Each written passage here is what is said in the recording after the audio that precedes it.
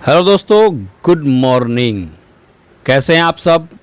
जी हाँ दोस्तों, आप देखने जा रहे हैं 10 मिनट में 10 बड़ी खबरें, वो भी लगातार।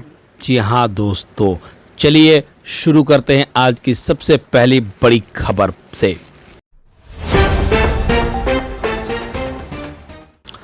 सम्राट चौधरी बोले, गया में पिंडदान करा दूंगा। योगी वाले फार्म में आए सम्राट माफियाओं को दे डाली चेतावनी। जी हां दोस्तों, उप मुख्यमंत्री सम्राट चौधरी ने कहा कि प्रदेश में बालू माफिया, शराब माफिया और जमीन माफिया का गया में पिंडदान कर दिया जाएगा।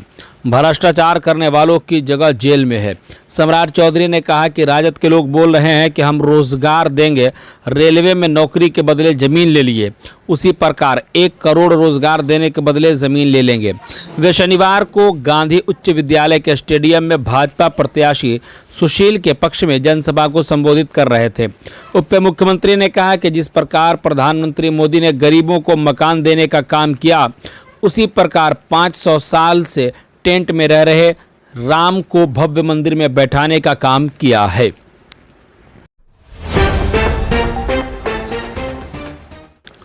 बिहारी कहते हैं, मोदी जी आप चिंता मत कीजिए, हम लोग आपको बोरा में भरकर वोट देंगे। पीके ने ऐसा क्यों कहा? जी हां दोस्तों, बिहार में लोकसभा चुनाव के मद्देनजर मतदाताओं को लुभाने के लिए राजनीतिक पार्टियों के नेता वादों की झड़ी लगा रहे हैं। पक्ष और विपक्ष के नेता विभिन्न मुद्दों पर मतदाताओं को लुभाने की कोशिश कर रहे हैं। चुनावी दांवपेच के बीच मशहूर रणनीतिकार प्रशांत किशोर भी लगातार बिहार में पद यात्रा कर रहे हैं। विभिन्न जिलों में जाकर मतदाताओं से रूबरू हो रहे हैं। इसी क्रम में प्रशांत किशोर ने बिहारियों पर तंज कसते हुए पीएम मोदी पर निशाना साधा है। प्रशांत किशोर ने कहा कि गुजरात के लोगों ने पीएम मोदी से कहा कि आप विकास करें, हम आपको वोट देंगे। इसलिए गुजरात में फैक्ट्रियां लग रही हैं, लोगों के लिए रोजगार के अवसर बढ़ रहे हैं। वहीं बिहार के लोग दूसरे राज्यों में जाकर रोजगार ढूंढ रहे हैं। इसकी वजह क्या है? क्यों बिहार में रोजगार नहीं है? हेलो दोस्तों, मैं हूं नौशाद अख्तर और आप देख रहे हैं आपका अपना Hindi news channel TBC news 24।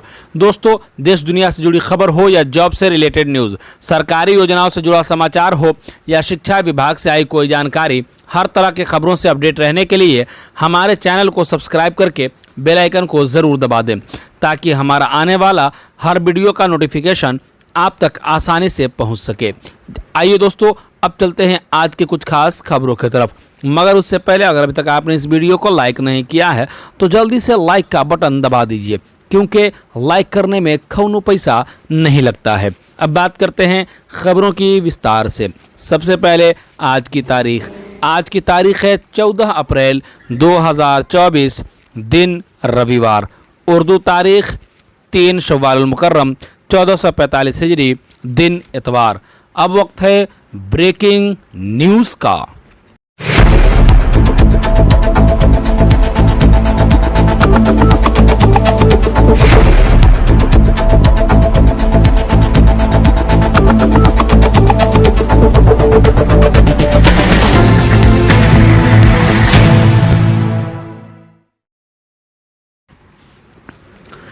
Tejashwi Yadav बोले, हम मुद्दे की बात करने आए हैं, मोदी जी की नहीं। नीतीश कुमार पर भी कसा तंज। बिहार के गया लोकसभा क्षेत्र के बाराचट्टी विधानसभा क्षेत्र में शनिवार को राजद नेता तेजस्वी यादव ने हाई स्कूल मैदान में चुनावी सभा की। इससे पहले बाराचट्टी में ही सीएम नीतीश कुमार ने भी चुनावी सभा की थी। तेजस्वी यादव ने अपनी सभा में पीएम नरेंद्र मोदी और बिहार के मुख्यमंत्री नीतीश कुमार पर जमकर निशाना साधा। उन्होंने कहा कि हम मुद्दे की बात करने आए हैं, मोदी जी की नहीं। मुद्दा क्या है रे भाई? सबसे बड़ा दुश्मन क्या है? बेरोजगारी है कि नहीं?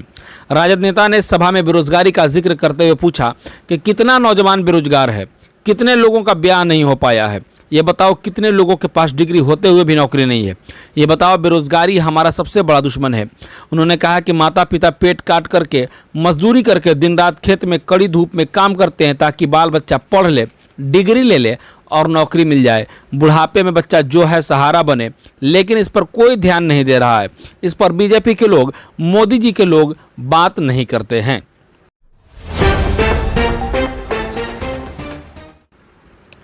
75 साल के बुजुर्ग जिनको हरे रामा हरे कृष्णा करना चाहिए, वो मांग रहे हैं एक और मौका। मुकेश साहनी, जी हाँ दोस्तों, विकासशील इंसान पार्टी के संस्थापक और बिहार सरकार के पूर्व मंत्री आज चुनावी सभाओं को संबोधित करते हुए प्रधानमंत्री नरेंद्र मोदी पर कटाक्ष करते हुए कहा कि 75 साल के बुजुर्ग जिनको हरे रामा हरे कृष्णा करना चाहिए, वे आज इस चुनाव में प्रधानमंत्री बनने का एक और मौका मांग रहे हैं। उन्होंने भाजपा को सबसे बड़ा झूठ बोलने वाली राजनीतिक पार्टी बताते हुए कहा कि 2014 में लोगों को झांसा देकर सत्ता में आ गई। जमुई, गया और मुंगेर लोकसभा क्षेत्र में अलग अलग चुनावी सभाओं को संबोधित करते हुए सहनी ने राजद प्रत्याशी के लिए वोट देने की अपील की। मुकेश सहनी ने कहा कि लालू प्रसाद की विचारधारा वाली सरकार बनने के बाद गरीब का बच्चा भी सिर उठाकर जी सकेगा।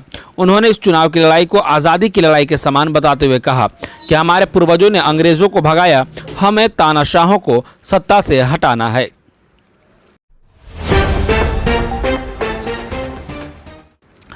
कभी बेटा तो कभी बेटी को टिकट देकर लड़वाते हैं लालू यादव पर बरसे नीतीश कुमार। जी हां दोस्तों, बिहार के मुख्यमंत्री नीतीश कुमार ने गया जिले में चुनावी रैलियों को संबोधित करते हुए लालू यादव का बिना नाम लिए आरजेडी पर हमला बोला। उन्होंने लालू पर कहा कि वह खाली अपने परिवार का काम करते हैं, कभी बेटे तो कभी बेटी को टिकट देकर लड़वाते हैं। नीतीश ने कहा कि नौकरी देकर बदले में पैसा और जमीन ली गई, उसकी जांच हो रही है। हम उनके साथ में रखकर बता दिए कि देखो कितना काम किए, अब कह रहे हैं कि वो लोग काम किए हैं। मुख्यमंत्री नीतीश कुमार ने बाराचट्टी में पूर्व सीएम जीतन राम मांझी और इमामगंज में बीजेपी प्रत्याशी सुशील सिंह के समर्थन में शनिवार को चुनावी रैली की। इस दौरान उन्होंने दावा किया कि नरेंद्र मोदी तीसरी बार प्रधानमंत्री बनेंगे। देश भर में एनडीए को 400 सीटें मिलेंगी, बिहार में हम सभी 40 सीटों पर जीतेंगे। विरोधियों पर कटाक्ष करते हुए उन्होंने कहा कि हम लोग आपके लिए जीवन भर काम करेंगे। कुछ लोग अपने लिए काम करेंगे, इसे कायम रखिएगा तो आगे बढ़िएगा। केंद्र से भी सहयोग मिल रहा है।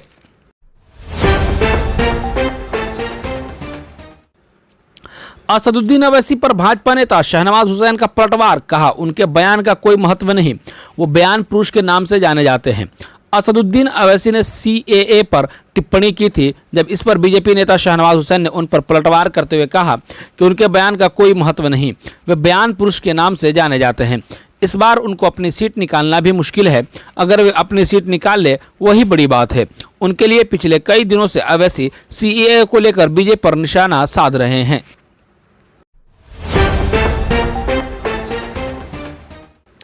केजरीवाल के साथ नहीं होने दी पत्नी सुनीता की फेस टू फेस मुलाकात, संजय सिंह का दावा। जी हां दोस्तों, दिल्ली शराब घोटाले को लेकर आम आदमी पार्टी और केंद्र सरकार के बीच पिछले काफी समय से तानातनी चल रही है। बीजेपी जहां घोटाले को लेकर सूबे के मुख्यमंत्री अरविंद केजरीवाल और पार्टी पर हमलावर है, तो वहीं आम आदमी पार्टी बीजेपी पर साजिश रचने का आरोप लगा रही है। हाल ही में जेल में जमानत पर रिहा हुए सांसद और आप नेता संजय सिंह का कहना है कि जेल में सीएम अरविंद केजरीवाल का मनोबल तोड़ने की कोशिश की जा रही है। एक प्रेस कॉन्फ्रेंस को संबोधित करते हुए सांसद संजय ने केंद्र सरकार पर जमकर निशाना साधा।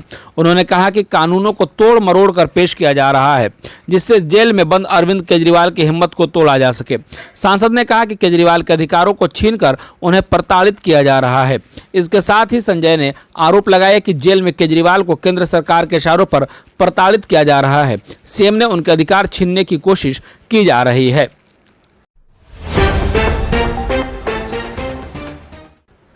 ओवैसी की पार्टी ने बिहार के 3 सीटों पर उम्मीदवार उतारे, सिर्फ किशनगंज से चुनाव लड़ने का किया था ऐलान। जी हां दोस्तों, बिहार की 4 लोकसभा सीटों पर आगामी 19 अप्रैल को वोटिंग होनी है, जिसको लेकर सियासी सरगर्मियां काफ़ी तेज हो गई है। सभी दलों के उम्मीदवार चुनावी मैदान में उतरकर अपना पसीना बहा रहे हैं। इसी बीच ओवैसी की पार्टी एआईएएम ने बिहार के 3 लोकसभा सीटों के लिए शनिवार को अपने उम्मीदवारों का ऐलान कर दिया। दरअसल महागठबंधन और एनडीए को लोकसभा चुनाव में धूल चटाने का दावा करने वाली असदुद्दीन ओवैसी की पार्टी एआईएमआईएम ने बिहार की 13 लोकसभा सीटों पर उम्मीदवार उतारने का ऐलान किया था। हालांकि चुनावी मैदान में उतरने से पहले ही ओवैसी की पार्टी ने हथियार डाल दिए और बिहार की 1 सीट पर ही चुनाव लड़ने का ऐलान किया था। लेकिन अब ओवैसी की पार्टी ने बिहार की 3 सीटों पर अपने उम्मीदवार उतार दिए हैं।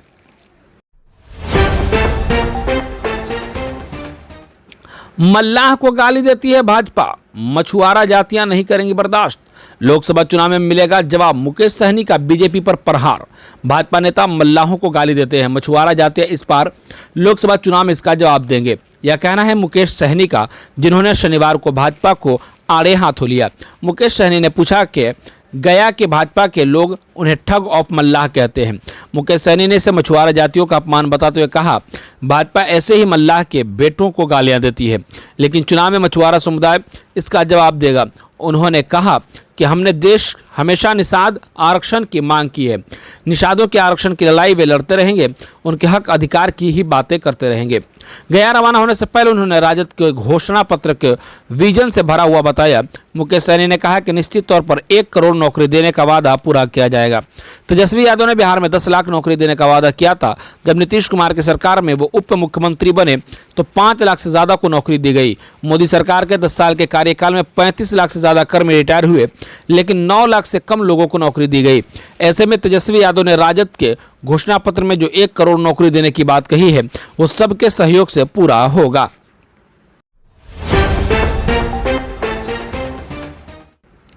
खड़गे का पीएम मोदी पर हमला, बोले चीन भारत पर कब्जा कर रहा है और आप सो रहे हैं।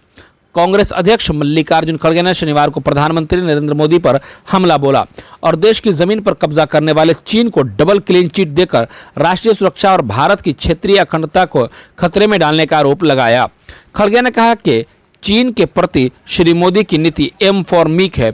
उन्हें सोशल मीडिया पोस्ट एक्स के जरिए चीन पर विदेश मंत्री एस जयशंकर के बयान की भी आलोचना की और कहा, विदेश मंत्री का बयान है कि चीन ने किसी पर भी कब्जा नहीं किया है। हमारी भूमि गलवान के बाद श्री मोदी जी के चीन के क्लीन चिट की कॉपी पेस्ट है, जहां हमारे 20 बहादुर सैनिकों ने भारत माता के लिए सर्वोच्च बलिदान दिया। राज्यसभा सांसद ने कहा, मोदी सरकार ने लाल आंख पर 56 इंच लंबे चीनी बिलंकर पहनकर 1 हफ्ते में 2 बार चीनियों को खुली छूट दे दी है। सबसे पहले विदेशी प्रेस में श्री नरेंद्र मोदी जी का साक्षात्कार, जहां वो वैश्विक मंच पर भारत का पक्ष मजबूती से रखने में विफल रहे, वहीं अब उनके विदेश मंत्री विस्तारवादी चीन को एक और क्लीन चिट दे रहे हैं। श्री खड़गे ने अपने पोस्ट के जरिए कहा कि पिछले 4 साल से जनता और विपक्ष मोदी सरकार से देश की सीमाओं के पास बार बार हो रहे चीनी अतिक्रमण, अवैध कब्जे और सैन्य बुनियादी ढांचे के निर्माण पर देश को विश्वास लेने के लिए कह रहे थे। दोस्तों, इसी के साथ आज का समाचार समाप्त होता है।